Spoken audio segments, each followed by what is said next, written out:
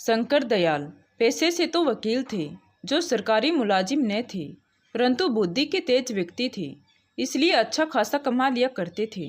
उम्र ज़्यादा हो चुकी थी, इस कारण अब वकालत छोड़ दी थी और अधिकतर समय घर पर ही व्यतीत होता था।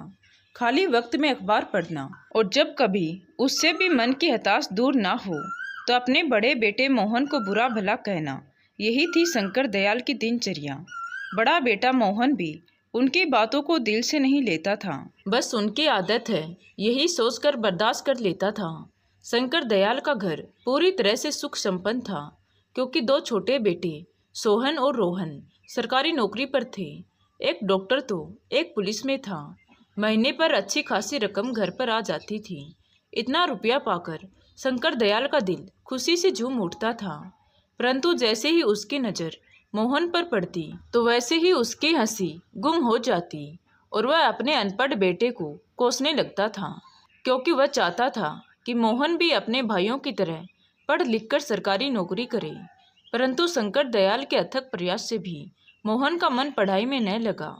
अब तो आलम यह था कि हर रोज मोहन को गाली देना और घर का सारा काम मोहन से ही करवाना, ये सब शंकर दयाल की आदत में शुमार हो चुका था। जब कभी भी कोई व्यक्ति अपने बेटे की नौकरी लगने की खबर शंकर दयाल को सुनाता तो शंकर दयाल का गुस्सा मोहन पर दोगुना फूटता था।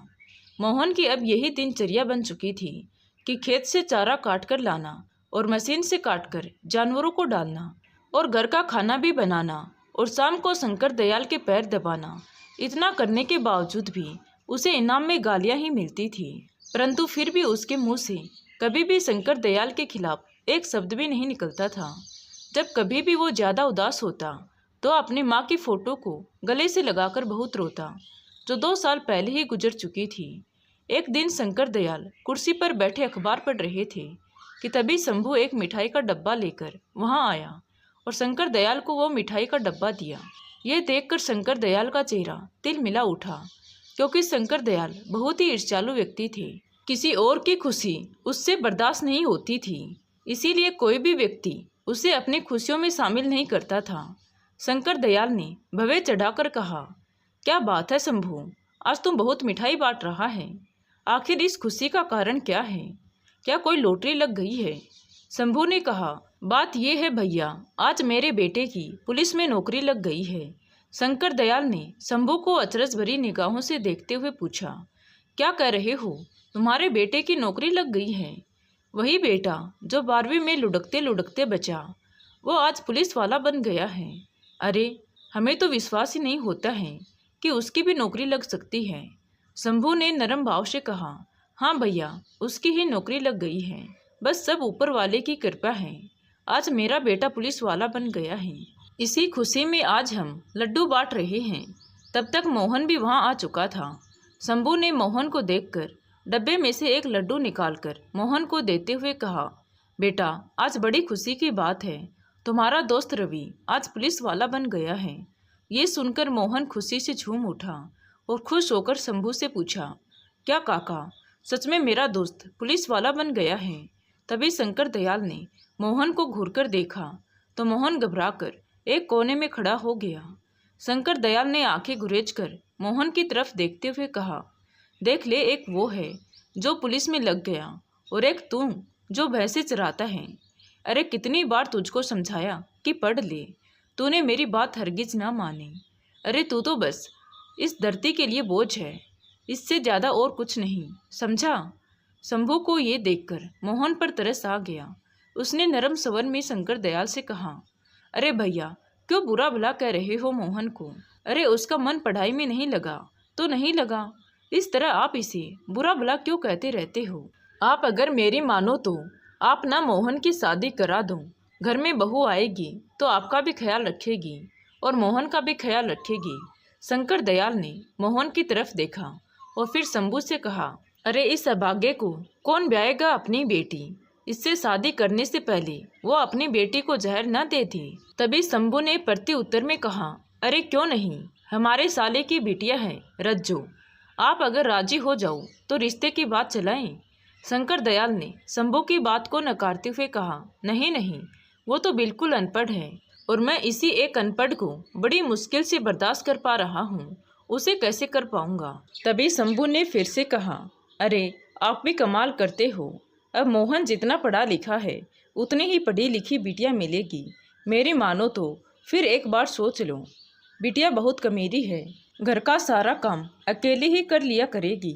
शंभू की बात सुन शंकर दयाल ने कहा, अरे ऐसे तो इसका ब्याह कब का हो चुका होता। अरे हम अपने घर में अनपढ़ लोगों को तो बिल्कुल भी बर्दाश्त नहीं कर पाएंगे। और तुम इसकी चिंता छोड़ो, ये तो है ही धरती का बोझ, पड़ा पड़ा खाता रहता है।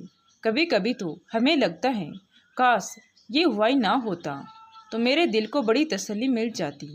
शंभू ने शंकर दयाल को समझाते हुए कहा, ऐसे मत बोलो, लड़का सियाना हो चुका है, कहीं आपकी बातों में आकर कुछ उल्टा सीधा ना कर ले। शंकर लाल ने जवाब दिया, अरे कर ले जाके तो क्या फर्क पड़ेगा हम पर। अरे हमारे तो दो दो पट्टे कमा रहे हैं। अरे कल मरे तो आज ही मर जाए, कम से कम धरती का बोझ तो कम होगा। शंकर दयाल की एक एक बात मोहन को अंदर तक तोड़ रही थी। आज उसकी हिम्मत जवाब दे चुकी थी। आज उसने अपने जीवन को खत्म करने का अंतिम निर्णय ले लिया था। आज उसने एक बड़ी सी रस्सी उठाई और चारा लेने के बहाने से घर से निकल गया और खेत पर खड़े नीम के पेड़ पर उसने रस्सी से लटक कर अपना जीवन समाप्त कर लिया। जब रात अधिक हो गई और मोहन घर वापस नहीं लौटा तो शंकर दयाल ने आस पड़ोस में पता किया। पता करने पर पता चला कि वह खेत से चारा लेकर वापस ही नहीं आया था।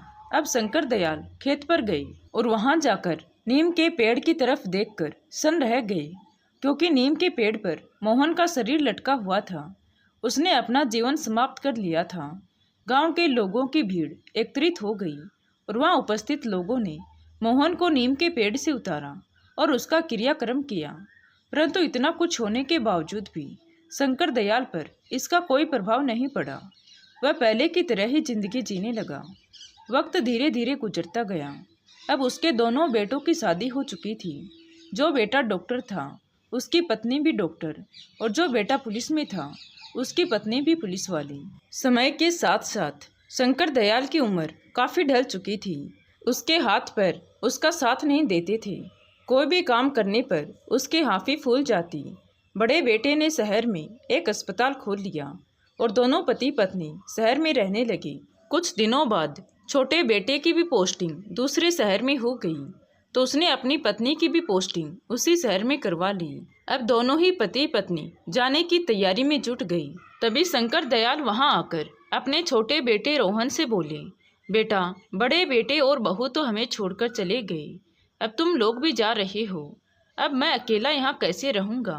बेटा ऐसे करो, मुझे भी अपने साथ ले चलो। रोहन ने कहा, बापू आप तो जानते हैं शहर का मामला है, अभी तो हम लोग खुद ही किराए पर रह रहे हैं, तो आपको कैसे रखेंगे। वैसे भी बापू, हमारे पास ये इतना बड़ा घर, इसे किसके हवाले छोड़कर जाएंगे। शंकर दयाल ने निवेदन किया, बेटा इतने बड़े घर में मैं अकेला रहकर क्या करूँगा। अरे मुझसे तो कुछ किया भी नहीं जाता है, मेरी देखभाल कौन करेगा। रोहन ने शंकर दयाल को समझाते हुए कहा, बापू आप चिंता मत करो, हम इस घर को बेचकर शहर में एक नया घर ले रहे हैं। बस यहाँ ये घर बेचेंगे और वहाँ नया घर खरीद लेंगे। हाँ बापू, यही 2-4 दिन में सेठ इस घर को खरीदने आएगा। आप घर के कागजात पर साइन कर देना और सेठ से 3 लाख रुपए भी ले लेना और शहर चले आना। और जब शहर पहुँच जाओ तो ये रहा मेरा नंबर, हमें कॉल कर देना, मैं तुम्हें लेने आ जाऊँगा। आप चिंता मत करो, बस 2-4 दिन की ही तो बात है। इतना कहकर रोहन शंकर दयाल को अपने गले से लगाता है और उनके पैर छूकर वहाँ से चला जाता है। आज इतने बड़े घर में शंकर दयाल अकेला था। जब उसे भूख लगी तो उसने रोटी बनाने के लिए आटा गूंदा। बूढ़े हाथों में इतनी जान कहाँ थी कि जो आटा भी सही से गूंदा जाए।